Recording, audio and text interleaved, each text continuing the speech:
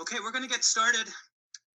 My name is Alex Nuti DeBiase. I'm the managing editor of the Journal Opinion newspaper, and I'm speaking to you with the assistance of Monique Priestley and the Space on Main, which is hosting this virtual event tonight. This is actually the second of two forums for those of you who are joining us for the first time. If you're staying with us after the first forum, welcome back. There will be some repetition to some of the questions that were asked earlier, but we'll also be covering some new ground as well. As an introduction, tonight's event is intended as a discussion between the candidates on issues of importance to us, the voters, and their future constituents.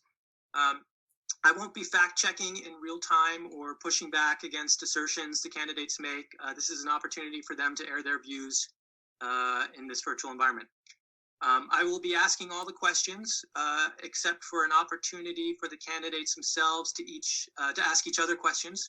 The responses will be limited to 3 minutes, and I will alert the candidates when they have about 30 seconds remaining. Like Monique said, if you have any questions, you want to submit questions to the candidates, feel free to use the Q&A feature, and we will try to get to as many as we can. So let's turn now to the race for Bradford, Fairleigh, and West Fairleigh. This is, according to my research, the first contested general election in Orange-2 since 2012. Our candidates are Democrat Sarah Copeland Hanzas and Republican Zachary Lang. Both are Bradford residents and both are Oxbow High School graduates. I asked the candidates to draft brief introductions, and that I will read now before we get into questions. And so I flipped a coin just before the start of the forum, and I will start with Zach's introduction. Zach Lang is running to be your state representative as the Republican candidate. He is 26 years old and has lived here in Bradford for basically his whole life. He attended preschool below Dr. Harris's office, and after a couple of years in Manchester, New Hampshire, his family came back here, where he attended Bradford Elementary School, and he is a proud alumni of Oxbow High School and Riverbend Career and Technical Center, where he became a member of the National Technical Honor Society. He's been on the Bradford Fire Department since junior year at Oxbow, when he enrolled in Riverbend's Fire and Emergency Services program. He is also a member of the Bradford Fast Squad, where he's currently working on finishing his EMR licensing, which unfortunately, like many things, has been delayed due to COVID restrictions and guidelines. He works at Oxbow High School as a paraprofessional, where he enjoys working with our youth. Working in education is rewarding because it's a chance to help mold the minds of Vermont and America's future leaders. As your representative, he promises to always protect your constitutional rights, work on lowering your taxes, repeal the Global Warming Solution Act, fight against the carbon tax, and promise to hold regular monthly meetings where he can hear your opinions on what the legislature is working on in Montpelier. And now we'll do Sarah's introduction. Sarah Copeland Hanzas grew up in Corinth and graduated from Oxbow High School and the University of Vermont with degrees in history and geology. She completed her teacher training at the Upper Valley Educator Institute and has taught science and coached youth and high school sports at various times throughout her work life. After staying home with her 3 children, Copeland Hanzas ran for the legislature in 2004. She has served 16 years representing Bradford, Fairleigh, and West Fairleigh.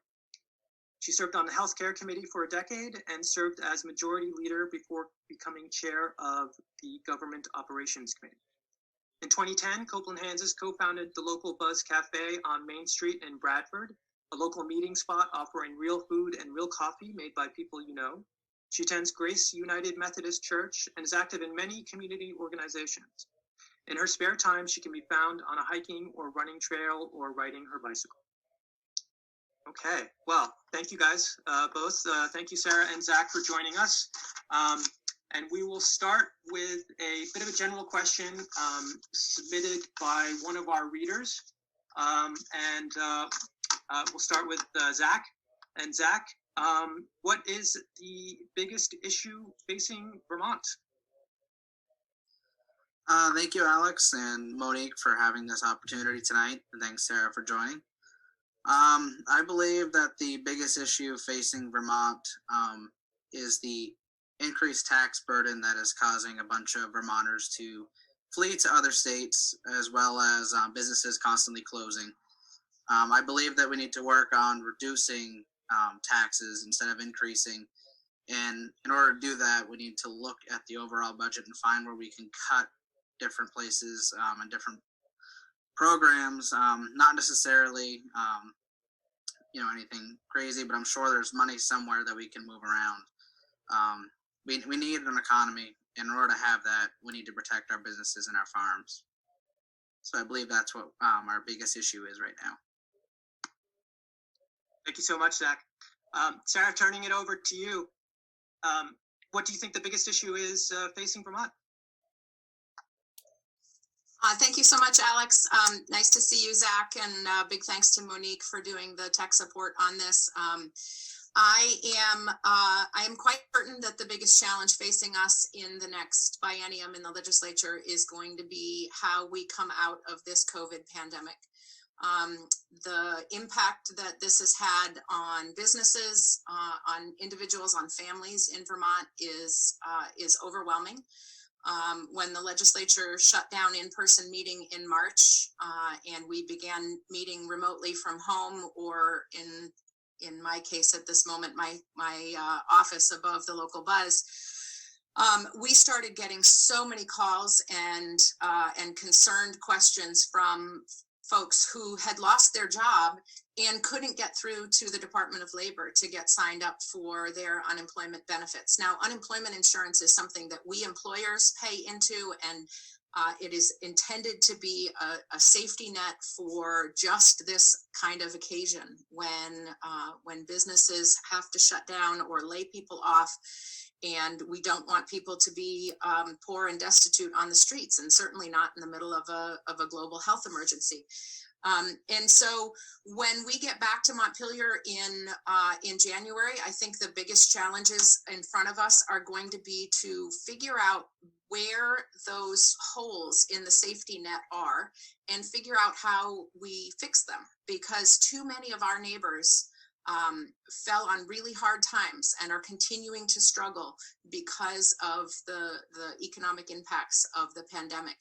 And I think that when we look at a new year and the next Congress getting sworn in January, we can certainly hope that they will be expediting a COVID relief package that will allow us to continue to support our businesses, to get them the bridge that they need to be able to continue to exist through the end of this pandemic.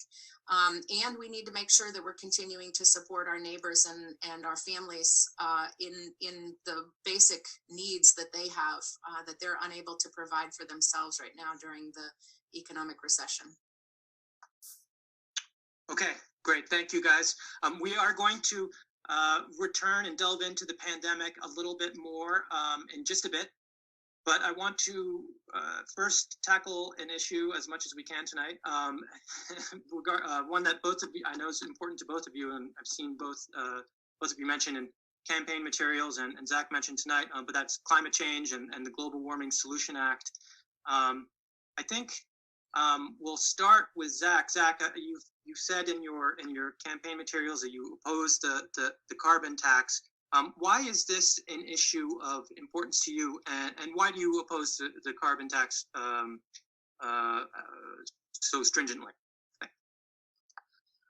Thank you. I oppose the carbon tax so much because so many Vermonters rely on different forms of heating, and primarily oil and propane, as well as some wood, which luckily we've got an abundance of that. But also, so many Vermonters have to travel to get to their job. And the carbon tax would primarily increase the cost on top of the price at the pumps and the price at your oil distributors. And we just can't afford it. Vermonters can barely afford to heat their homes in the wintertime. And except for right now with the gas prices dropping, could almost barely afford to pay to travel down to Lebanon or Montpelier or St. Jay and some of the farther areas. I mean, I have a coworker who travels from Littleton every day to come down here to work. So I can only imagine how much people have to pay, and just to increase that is outrageous.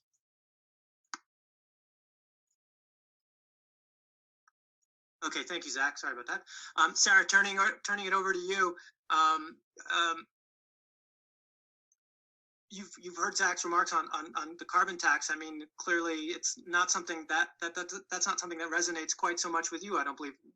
What is it about the Global Warming Solutions Act that you believe will benefit Vermonters moving forward? Thanks for the question, Alex. And I want to be real clear at the outset that the way the question was asked sort of implies that there is a connection between the Global Warming Solutions Act and a carbon tax. And in fact, there is not. In fact, there is no mention of putting a price on carbon in the Global Warming Solutions Act. In fact, what the Global Warming Solutions Act does is it takes our aspirational greenhouse gas reduction targets that have been in law under the Douglas administration, reaffirmed under the Shumlin administration, and reaffirmed yet again under our current administration. It takes those aspirational targets and puts them into law as requirements. And then it does one other thing that is critically important. It sets up a climate council that is made up of about half administration appointees, so secretaries of some of the usual agencies that you can imagine might be involved in helping us figure out how to use less fossil fuel and how to green up our energy portfolio. The Secretary of Transportation, the Secretary of the Agency of Natural Resources. So half of this council who is going to be charged with writing the climate plan is folks who are administration appointees. And the other half of the council is experts from around the state, people representing manufacturing, people representing the renewable energy sector, people representing rural communities, people representing municipal government. And all of those people are tasked in this bill with coming together and writing a plan that helps us actually reach the targets and the goals that have been set and reaffirmed under Republican and Democrat administration in this state for decades. The challenge, I think, that has frustrated folks as they start to talk about climate is that we see ourselves as being a very green state. We are the Green Mountain State. We see ourselves as being environmentally conscious and responsible. But the fact of the matter is, unlike all of the other states in the region, our emissions are on the increase. And so some people push back and say, yeah, but we're so small. There's so few of us that, it doesn't matter. It's a drop in the bucket. The reality is each and every Vermonter, 30 seconds. Each and every Vermonter has a higher emissions level per capita than folks living in other rural states like Maine and New Hampshire and other New England states. And so we can do more. It doesn't have to mean that there's a carbon tax, and the Global Warming Solutions Act sets a plan in place for us. Okay, thank you so much, Sarah. So we'll go back to Zach. Zach, and this is partly based on a question submitted by one of the readers, or one of the viewers, pardon me. You mentioned some of the reasons why you oppose a carbon tax. Is there anything that you would do to address, in the words of our viewer, the climate emergency? I'm definitely willing to sit down and discuss different things to help address the climate emergency. Unfortunately, with Sarah, it's a great job with your work in the State House, but the Global Warming Solutions Act, to me, from the way I read it, especially listening to some concerns from the governor, it doesn't have a lot of different ways, like climate-friendly and pro-environment policies put in there. But besides that, I'm definitely happy talking about reducing, emissions and different things like that. But opening our state up to have special interest groups and any citizen be able to sue the state because we don't hit certain emission levels is not something that I think we should do. And it's not financially affordable for our state. I'm not saying the environment is not important, and climate change is happening. We've seen it in history as well. But any specific policies that I have right now that I would bring up, I don't have. Okay, thank you guys. Thank you both. So we're going to move on now to another issue. And actually, this is sort of less of a specific policy issue and something a little bit more personal. But I was curious, and we'll start with Sarah. Although you've been there for a few years, I'm wondering maybe if you could help us understand what personal quality or strength or characteristic do you have that you believe is an asset to the State House and to the workings of your fellow legislators. Thanks. That's a great question. So I have a demonstrated track record of working across party lines and bringing ideas forward that, regardless of party, people can get behind. I would point to two particular projects that I'm really proud of. One was working in a tripartisan manner to bring Republican, Democrat, independents, and progressives together to pass a landmark bill that protects first responders from post-traumatic stress injuries by guaranteeing that they can get treatment for those injuries that they sustained on the job in the same way that they could get treatment for a broken arm or a burn or smoke inhalation. And this landmark bill that I moved through the House and the Senate in 2017 was recognized around the country as being on the forefront of putting mental health on a par with physical health. Because if we're going to invest all of this money and training and time in preparing people to be first responders, Zach knows how much time it takes to learn how to be an EMT, to learn how to be a firefighter. We can't afford as a society to lose those trained people because of a traumatic event that they responded to. They're showing up on our worst day. And so the bill that I moved through in a tripartisan manner would guarantee coverage for folks who are injured on the job in that way. I also brought forward a sexual harassment bill. And you might not think that an issue of a bill about sexual harassment would be something that you could bring Republican, Democrat, progressive, and independent all together around. But the sexual harassment legislation that was passed in 2018 that I sponsored and shepherded through the entire process is called the strongest sexual harassment legislation in the Me Too era.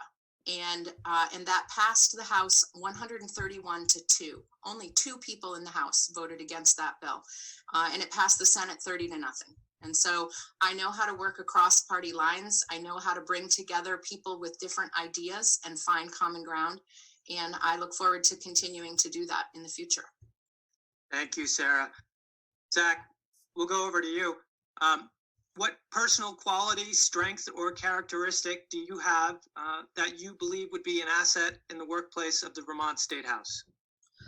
So what I've been known to do is be able to communicate with different folks, and I've done this out talking with different folks that normally would say they'd never vote for me because I'm a Republican. Of course, Vermont's primarily a Democratic state, which is fine. But I'm happy to sit down and just discuss, anything. As I'm happy to talk to somebody about something that I would personally oppose, and see if maybe between the two of us we can work it out together. That is the job of elected officials, and like Sarah said, she's done a great job getting parties together, which is tough. And I'm just an easygoing guy, and I like to be friendly, make friends, and just chat with different folks in the State House, and then be able to hopefully get some friendships that would be able to get us to better work together. We're all in this for Vermonters. We're all Vermonters, and we want to see our state grow and become an amazing state that different people want to come here and live in, work in, have a family. I mean, I'd like to be able to have a family here of my own one day, and I think that's what I would bring to the State House. Great. Thank you so much, Zach. Before we go into some other prepared questions that I have for tonight, I did want to get to one question just recently submitted by one of our viewers, and it's an area that we probably won't get to for the rest of the evening. So I just wanted to touch on it briefly. But I'll read the question, and Zach, we'll start with you. Do you have a plan for keeping the Vermont Municipal Workers Retirement System and the Vermont Teachers Retirement System a viable pension system? That's an excellent question. That is something I definitely want to look into. Right on hand, right now, I don't have a complete plan for it. I'm definitely willing to work with folks on a plan, and I'm sure one of my colleagues that are running in the state have a solid plan written out. But personally, right now, I do not have an answer to that. I'm willing to look into that and develop an answer and get back to the person that was asking that question, so that way I can answer it. But right now, I can't. Thank you so much, Zach. Sarah, we'll go over to you, and I'll read the question again. Do you have a plan for keeping the Vermont Municipal Workers Retirement System and the Vermont Teachers Retirement System a viable pension system? Absolutely. And I'd love to be able to say that it was my plan, but I'm really going to defer to our state treasurer, Beth Pierce, who has been a very careful, fiscally conservative leader on these issues. So we need to back up for a moment, though, and talk about why the pension system is challenged right now. The pension system is challenged in a couple of different ways. Number one, and I think the most painful challenge is because of what I'll call sins of the past. In the past, there were projections made about how much money this retirement system, this retirement fund would grow over time. Those projections were inaccurate. They were wildly rosy, assuming that the stock market would continue to grow and grow and grow forever, and therefore our investments of our retirement funds for our municipal and state workers would just continue to grow. So the first thing that we need to do is we need to make sure that we are being more strict and more careful about not overestimating our anticipated rates of return in the retirement program. And then the other challenge that has also impacted is that if you have fewer workers paying into that system now than we did so many years ago, fewer workers means fewer folks who are paying in currently, and that puts challenges on the retirement system going forward. And so I really want to give a lot of props and respect to Treasurer Pierce, because she has begun a process of bringing together all of the entities, the boards that manage these funds, as well as the unions who represent these workers, and she's bringing the administration and the teachers and municipal employees and state employees together to talk about what do we do if we can't continue to plug this hole. How do we go forward? And it has to be something that we do together, because we ask folks to take on very difficult jobs like being a Department of Children and Families caseworker, jobs that are dangerous, like a DCF worker apparently is a very dangerous job, but jobs like law enforcement, we ask them to do these jobs for the public benefit, and we owe them, thank you, and we owe them the retirement that we promised them. And so we need to have all of the players at the table coming together to make decisions about how we protect those retirement funds. Okay, great. Thank you, Sarah. I think I mentioned at the outset of the evening that we did ask the candidates to prepare a couple questions to ask each other. And Zach, I wanted to ask you, did you have a question that you prepared to ask Sarah? And did you want to go ahead and ask that right now? Yes, thank you, Alex. So, Sarah, I know that you strive with your work on the Global Warming Solutions Act, and I could see it becoming a great act if we can all work together on it. So I want to ask you, why didn't you work with Governor Scott to fix the unconstitutional provisions of the GWSA? There's not one single pro-environmental policy in that bill, and it erodes the separation of the legislative and executive branches. We all want a clean environment, but why can't we do it constitutionally and in a way that works with the governor instead of against him and our Constitution? In order to answer that question, I'm going to need to understand what part of the bill is unconstitutional. That would be the parts of being able to open up our state to being sued by any citizen or an interest group in regards to our emission levels that we may not hit that have been set up, as well as a group of unelected officials that would act on the council. Okay, I can answer that question. So first of all, the Global Warming Solutions Act doesn't open up the ability to sue. In fact, under law, anybody can sue the state at any time for any reason. If they have an attorney and they can spend the money to do it, they can sue the state for not painting the underpass purple. I don't know. What the Global Warming Solutions Act does is it narrows significantly the grounds upon which someone could sue due to failure to act on the provisions of this bill. Narrows them significantly in that the only thing that the only remedy that comes if you are successful in a suit is that it sends the Climate Commission back to the drawing board to write a better plan. And furthermore, there's no monetary payout, and so really the only question that the courts would have grounds to take a case due to the Global Warming Solutions Act would be if the state did not meet its targets. And so in that way, the Global Warming Solutions Act significantly narrows what otherwise would be a citizen right of action that could be wide open. And so from that standpoint, I think the bill is actually very good and helpful because we don't have any time to waste. We don't have time to waste in the courts. We don't have extra capacity within our court system.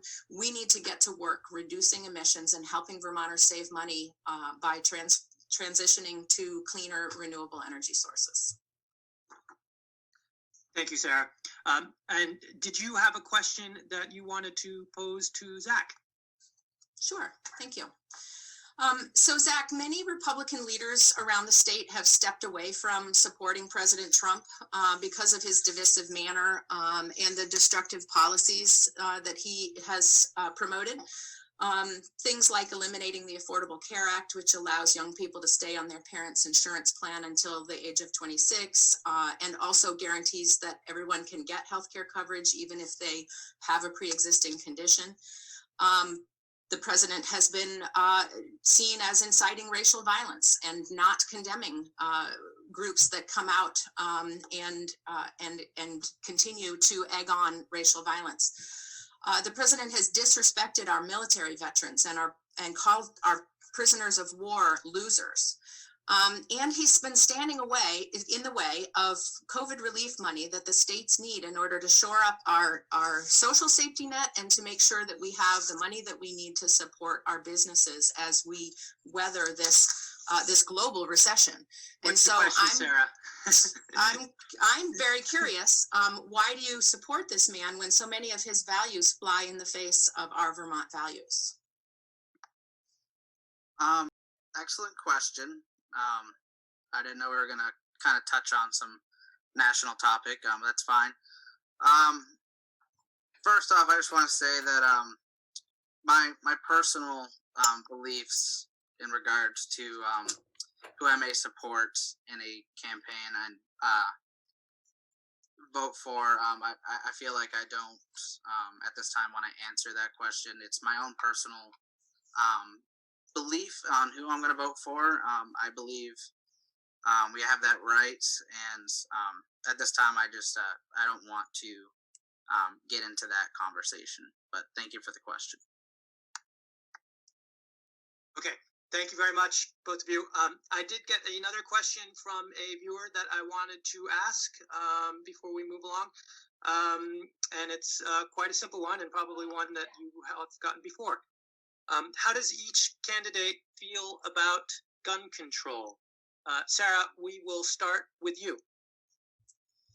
So my feeling on that is that it's really important for us to look at the facts, to listen to public health officials, listen to public safety officials, and really understand how we can protect the strong traditions that we have in Vermont of gun ownership and of hunting, but it also at the same time also protect human beings from gun violence, and so just in the news this week was another instance of a murder suicide, and it's touched a lot of people in my family and close to my family, and that is yet another instance where, in the heat of passion, somebody with a firearm caused the death of another person.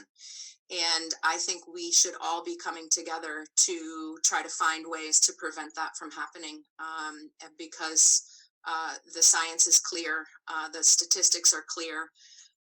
Stepping away from domestic violence for a moment and just looking at suicide, it is very clear from the public health perspective that if you have even a 5-hour or 10-hour interruption in somebody's ability to get a lethal weapon when they're contemplating suicide, that can save their life. That can give the amount of time that they need to stop and reconsider whether they should take their own lives.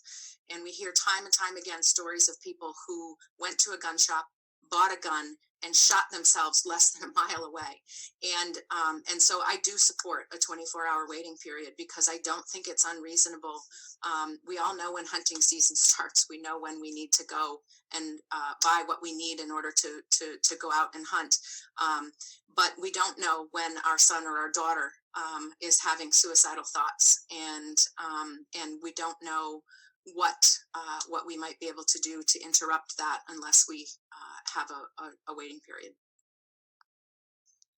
Thank you, Sarah. Zach, over to you. What are your feelings about gun control?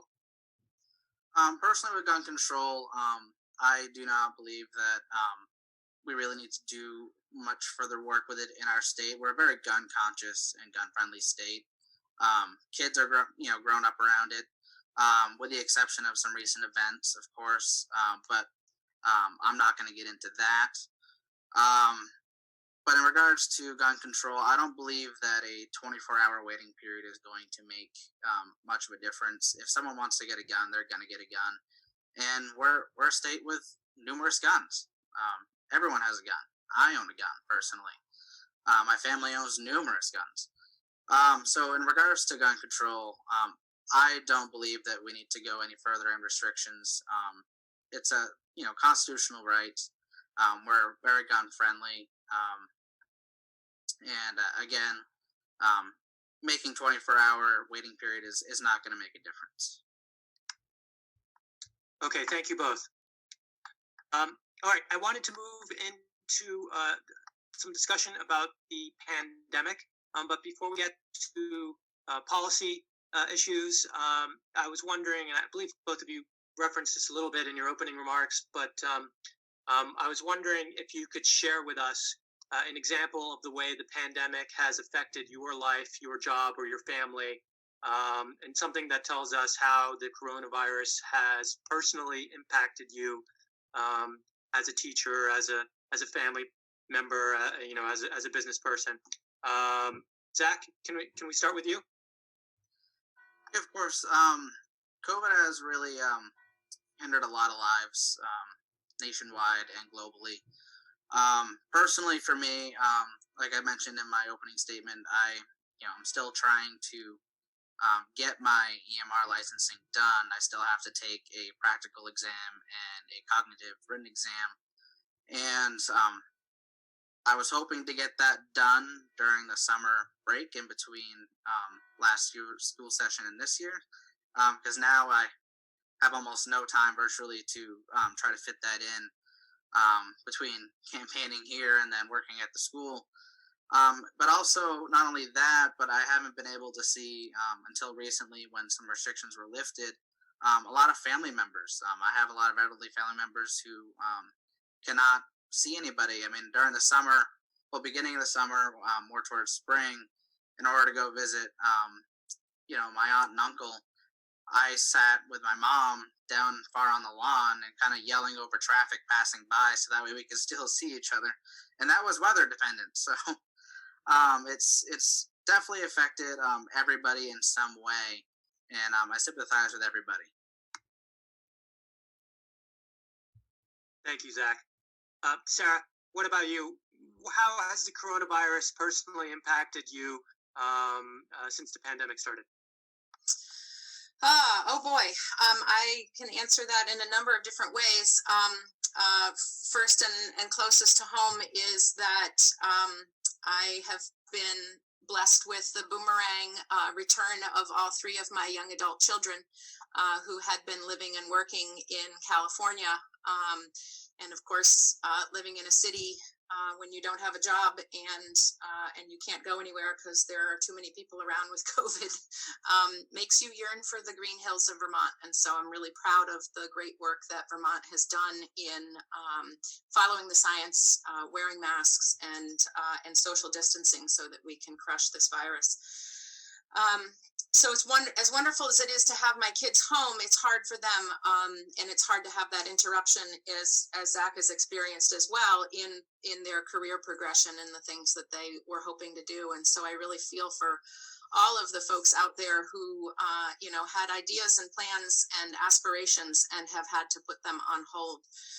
A lot of what I've been doing closer to home in the community is really in trying to help our neighbors get the support that they need in order to weather this pandemic. And some of that came in the form of passing legislation in Montpelier that would keep our elections safe so that our poll workers who tend to be in their 60s, 70s, and 80s don't have to greet so many of their neighbors on election day. We've got a universal mail-in election going on right now.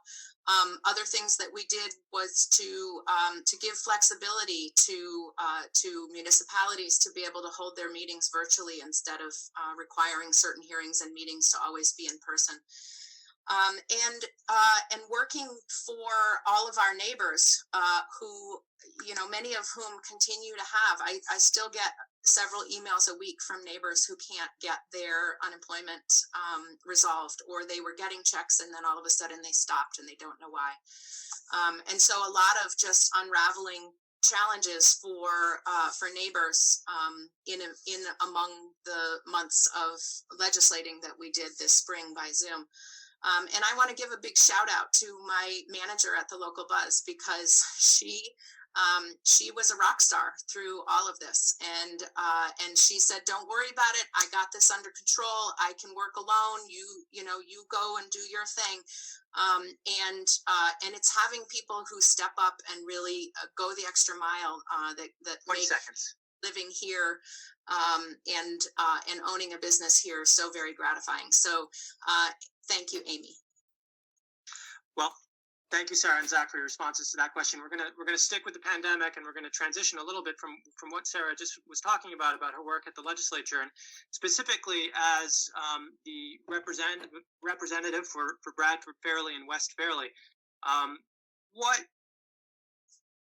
tax increase or budget cut would you support next year to help the state meet its fiscal challenges as it relates to the pandemic, of which I'm sure there are numerous? Sarah, why don't we start with you? Sure.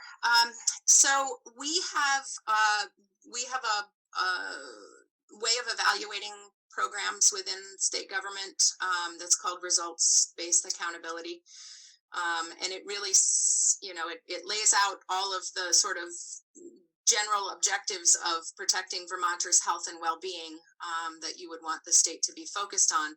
But then within those larger objectives, there's little ways of looking at, how well is this program doing? How well is this program accomplishing what it's set out to do? And that results-based accountability is a good place to start when looking at what are the effective programs of state government. And if there are programs that are not effective or are less effective, then that's where we want to look to say, is there a different way of doing this, which might be a place to cut the budget, but it might also be a place where we just need to rethink altogether how we are providing that service for Vermonters. So I would start by looking at what is working and what's not working. But there's also, there have been ideas floated about the number of millionaires who got significant tax breaks under the Trump administration's tax cuts. And if we needed new revenue, I would ask people making more than $1 million in Vermont to pitch in a little bit of their tax cut, which I think on average was around $100,000, $130,000 per taxpayer. Maybe they could pay a little bit more of that temporarily in order to help tide us over, so that Vermonters who are suffering will see the state support that they need. Thank you, Sarah. Zach, over to you. What about you? Is there a specific tax increase or a specific budget cut that you would support to help the state of Vermont address its fiscal challenges as a result of the pandemic? So I definitely wouldn't do a tax increase. I think we pretty much almost hit the cap on that. I know a bunch of people that are feeling that, including myself. But I would definitely say, because I don't know all the details up to the budget and all the programs that we run, Vermont has so many great programs, so I don't want to take money from programs. But unfortunately, we're, just like we've been saying throughout this whole entire pandemic, we're all going to have to, work together as a group collectively. And I believe, if I was to win, I would like to sit down with everybody and go over the plans and look at where we're at with different programs, see if maybe there's a little bit extra over here that we don't need and move it over there. One of those things, I definitely want to avoid any tax increase at all costs, because we just can't do it anymore. Okay, thank you so much, Zach. So both of you, sticking with the pandemic, both of you have experience in the schools. You're both local school graduates. Are you satisfied with the state's ability to pivot to remote learning? How have you felt that the state has handled remote learning? How have the schools handled remote learning? And do you think the state and its schools are prepared to pivot to a primarily remote learning model once again if there is another surge of the virus? Zach, we'll start with you. First off, I think the state has done a great job with its COVID response, and I, commend everybody in the State House as well as Governor Scott with his hard work. And our schools are handling it the best they can with what we have. I know personally from when we transitioned into remote learning out of the blue last year, and then having some mixed remote learning right now, our state is just not ready for it, especially. Oxbow primarily. We've got kids spread out through Corinth and Topsom and those areas where the internet, I could, run down and get a coffee and come back, and still be waiting to try to communicate with a kid out in that area. So we definitely need to look into increasing high-speed internet access around here. But right now, our school definitely, we're ready to accept the challenge if we have to pivot back, but I don't believe any school is ready to pivot right back to an all remote learning. I mean, we have so many kids struggling right now, and so many kids that were behind because they couldn't complete a bunch of work last year. And then we had teachers running around delivering paper packets to kids and then trying to find ways to get them back, but also have the paper stored away for so many days so that way if there was a virus, it wasn't transmitted. So definitely it's going to take a collective effort, and we'll make it work to as far as possible. And I commend the schools for all their hard work, but our state's definitely not ready to have all remote learning. Thank you so much, Zach. Sarah, over to you. I guess we'll ask a sort of a two-part question again, but have you been satisfied with the state's response to the pandemic and the reopening of schools? And then also, do you feel as if area schools and the state schools as a whole are adequately prepared to, say, pivot back to a remote learning model if the virus returns in another surge? So generally, yes, I am amazed at how focused and intent our teachers were at meeting the needs of their students when kids went home from school on a Friday afternoon, and all of a sudden teachers had to shift their lessons and figure out how to deliver those lessons electronically to kids who may or may not have adequate internet support at home. And so I really commend our teachers, and I saw firsthand in talking with several friends who are teachers during the pandemic how much work they did to figure out how to adjust their teaching. There's no substitute for in-person learning, just like there's no substitute for in-person meetings. Nobody wants to have to shout over traffic to talk to their aunt or uncle, right? You'd like to be able to be sitting right next to them. And teachers feel that way about their students. What I would have liked to have seen is a little more leadership and direction for facilitating school districts in figuring out how to best meet the needs of their kids. There are some places in the state where the kids have adequate internet coverage and they could take a laptop home from school, or maybe many families already had one, and they could do their learning okay. We have classes and grades in our school systems now who have not yet gotten the electronic device that they're going to need if we have to go fully remote. And there's another aspect of that lack of leadership that is disappointing. And that is, we ought to be able to, with these larger districts that are sharing resources as was intended with Act 46, we ought to have been able to designate who is going to be the online teacher for this grade level in this entire district, who's going to be the person who meets the needs of the kids who cannot come and learn in person.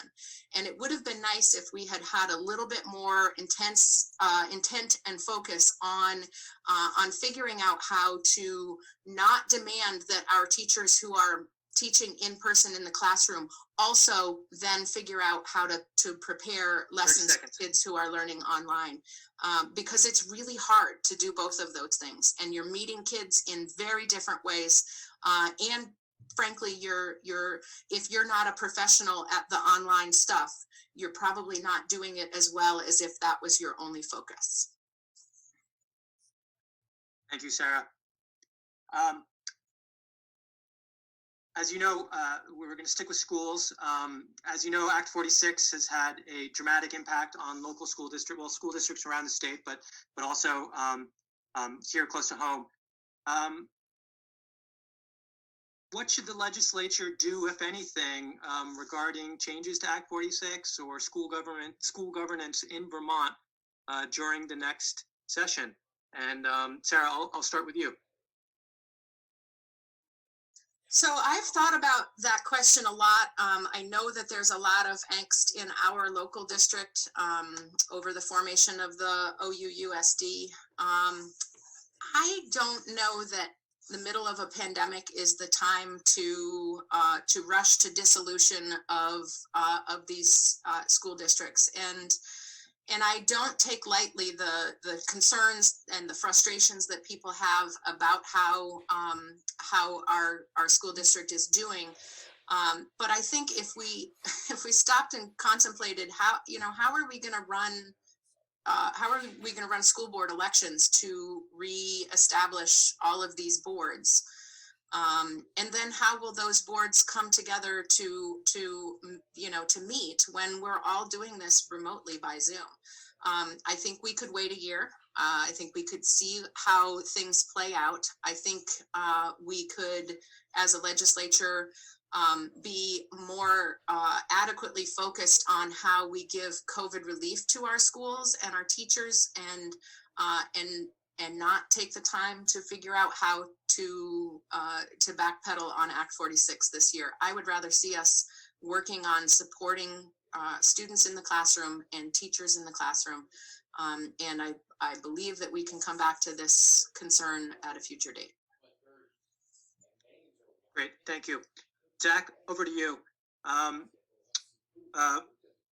What do you believe the legislature should do, if anything, regarding school governance and Act 46 during the next session in Montpelier? It's definitely an issue that needs to be looked at again. I agree with Sarah. I think, as I've heard before, it was great on paper, and then kind of when it was drawn out in person and actually physically done, it just didn't work the way it was meant to. I agree with Sarah on this point where it does need to be addressed and looked at more, but right now, as much as I would like to get in there and find a solution, there's so many different things that need to be addressed first. And of course, focus on our kids and getting their education done. I'm definitely willing, COVID pending and pandemic pending, to sit down and work with everybody on finding a solution, especially trying to get someone locally to be able to figure out what part of this worked and what part didn't, and where can we improve it, and see what we have for money and figure that out. But right now, I'd like to focus on getting us through this uncertain time that, unfortunately, there's no playbook on, and we're writing it as we're going. So at some point we should look at it, but right now I don't think it's feasible with everything that needs to get completed right now. Okay, thank you so much. One question that reminded me earlier, I think it was last week, that the state's largest weekly newspaper, the 7 Days, did a cover story on Governor Phil Scott's affordability agenda. We've touched a little bit on this subject this evening, and obviously whatever that agenda was has since been complicated by the pandemic. But I did want to ask you both, are there specific initiatives that you would pursue in the next 2 years that you believe would, if Governor Scott is reelected, would aid him in the pursuit of increasing affordability in Vermont? And Zach, why don't we start with you? Thank you. So I did not, read that cover piece. So I'll be honest with that one. And I haven't really gone in depth with that part. But over the next 2 years, I definitely want to see, affordability happen here. But specifically in regards to be able to support his plan, I have to look into that. And unfortunately, like I said, I didn't, and I don't want to just broadly try to wing my way through the question and then get lost somewhere. But I'm definitely happy to get back to you at some point with an answer to that. But I don't want to just wing that one, and I'll let Sarah take it. Thank you, Zach. Appreciate it. Sarah, over to you. So affordability, it's an interesting concept. Affordability means that you make enough money to be able to support your expenses, right? So there's two sides of the affordability question. One is how much money do you make, and the other is what does it cost to do things. And so I think one of the places where there's the most potential for a really good return on investment is in helping Vermonters weatherize their homes. This is a double benefit, because not only do you spend less money on heating your home, but you also emit less fossil fuel gases, because you have a more efficient home.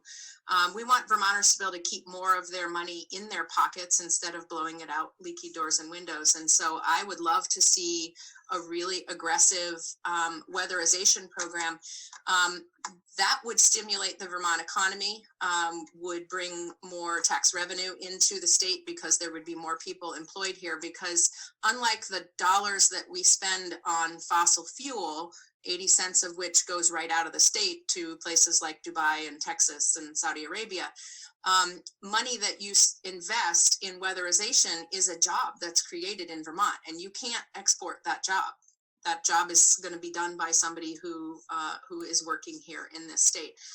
So my idea for affordability would be really make sure everybody has access to a weatherization program, and whether that's a full grant for somebody who is a very low income, or whether it is a combination of grant and low interest loan for somebody who's a moderate income, or whether it's just, access to more professionals who are doing weatherization, so that the higher income folks can go ahead and do the weatherization of their home on their own dime, maybe with a facilitated loan program.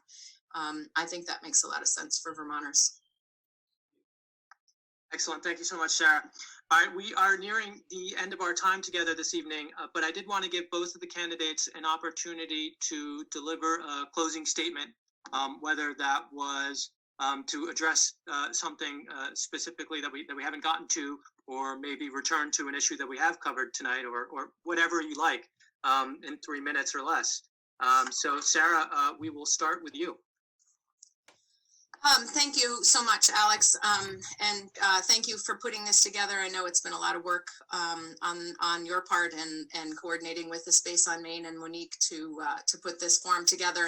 And it's this pandemic campaigning has been more frustrating and harder to get excited about than in previous years. It used to be you would go to the Strawberry Festival in summertime and you'd meet a couple dozen constituents, or you would walk through the Fairleigh Flea Market and talk with folks along the way, or you would go door knocking and you would talk to your neighbors. And all of that is made much more difficult by the fact that in-person meetings and communication are much more challenged right now. So I do appreciate this opportunity to really have a chance to speak to some of the issues in front of voters, and welcome folks to reach out to me at any point. You can find my website at sarahforvermont.com. From there, you can submit a question or sign up for my mailing list. You can also go to the legislative website at ledge.state.vt.us and find not only all of my contact information, but some of those that I've sponsored in the past. And I'd be happy to sit down and talk with you virtually by Zoom meeting, or socially distanced across a picnic table at the park, about anything that you're interested in hearing about. So I hope folks will reach out to me if they would like to talk more about any of these issues. And I look forward to serving as your state representative if you will have me back. Thank you.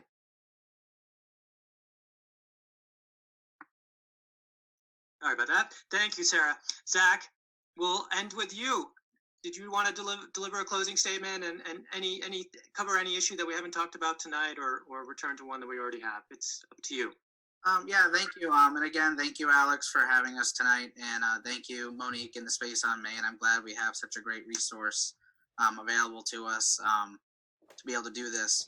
I definitely feel for Sarah with this. I was planning on trying to get to every door and knock so I could finally just chat with folks and maybe run into folks that there's so many of them, and even though I've been here, and I appreciate the opportunity to be able to speak directly and piggyback what Sarah said. I'm available through Facebook, my contact info. I live right here on Main Street. Knock on the door. We can chat distantly outside. But I just appreciate the chance to be able to run. It's definitely been an experience. Not the experience I was looking forward to with be able to do all the normal things. But we're working our way through it. And thank you. Great, thank you, both Sarah and Zach. Thank you so much for joining us tonight, and everyone out there watching on Zoom and Facebook, thank you so much for joining us, and that is it. Have a good evening, everyone.